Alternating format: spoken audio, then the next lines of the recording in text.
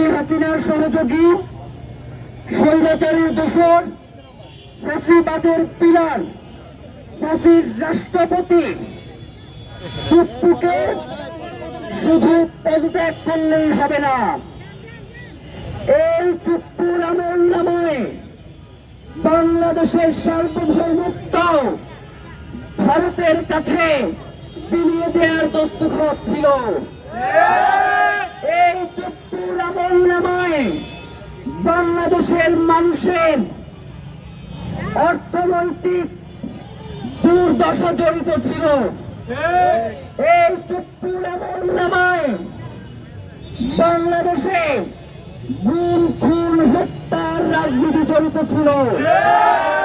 এই চুপ্পুর আমলনামায় ইসলামী ব্যাংক ধ্বংসের দস্তখত ছিল। এই চুপ্পুর আমলনামায় বেগম খালেদা জিয়ার হাতকে পঙ্গু করে দেওয়ার দস্তখত ছিল। এই চুপ্পুর আমলনামায় নিরীহ জনগণকে টাকার বিনিময়ে তাদেরকে বিভিন্ন ধরনের আইনি সহায়তার পরিবর্তে তাদেরকে অন্যায়ভাবে আইনি কারারুদ্ধ করার দস্তখত ছিল। এই চুপ্পু তাকে হাসিনা এমনি এমনি রাষ্ট্রপতি বানানো, হাসিনার শুধু আশেপাশের মানুষগুলোর দিকে তাকাইয়া দেখেন, প্রত্যেকটা শরীর থেকে শুয়ারের গন্ধ আসে। একটা অভিশপ্ত পরিবার যারা বাংলাদেশে স্বাধীনতার পর থেকে বাংলাদেশের মানুষের উপর নির্যাতন নিপীড়ন করে আসছে, তারা শুধু মানুষকে হত্যা করে ক্ষান্ত হয় নয়, হত্যা করে তার পেট কেটে তার লাশ সমুদ্রে ভাসিয়ে দিয়েছে। তারা শুধুমাত্র গুম করে ক্ষান্ত হয় নয়, গুমের শিকার পরিবারের সদস্যদেরকে গণধর্ষণ। এভাবেই কোটি কোটি মানুষের ঘরে দেশ জুড়ে ফ্রিজ একটাই, ওয়ালটন পর্যন্ত করা হয়েছে। তারা শুধুমাত্র মানুষের উপর নির্যাতন করে নেই, এই জুলাইয়ে অন্তত হাজারের কাছাকাছি আমাদের ভাইকে অন্ধ করে দিয়েছে।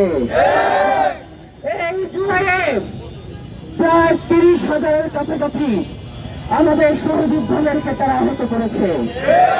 এই জুলাইয়ে 1400-এর অধিক মানুষকে তারা হত্যা করেছে।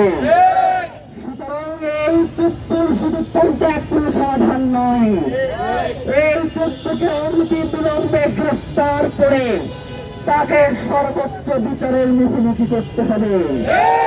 নয়তো চুপ্পু রাষ্ট্রপতি হওয়ার পরে যে ঝড় তুলতে চেয়েছিল, যে আক্রোশ মানুষের প্রতি জ্ঞাপন করেছিল, আমরা বাংলাদেশের জনগণ আল্লাহকে সাক্ষী রেখে বলছি, এই চুক্তির ব্যাপারে বর্তমান সরকার কোন ধরনের যদি আপোষের ফয়সালা করে, তাহলে আমরা সরকারের বিরুদ্ধে রাজপথে অবতীর্ণ হব।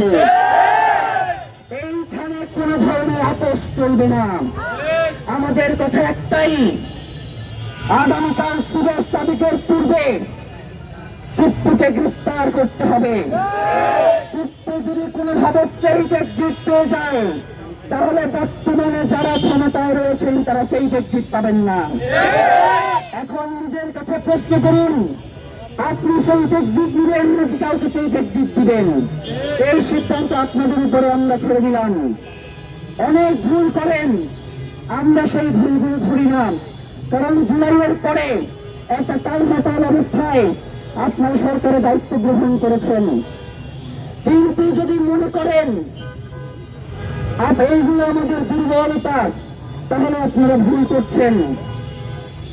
17 বছরে বাংলাদেশের অধিকাংশ মানুষ মনে করেছিল সেই সম্ভবত একমাত্র ব্যক্তি যার বাইরে বাকি সবাই আওয়ামী লীগ।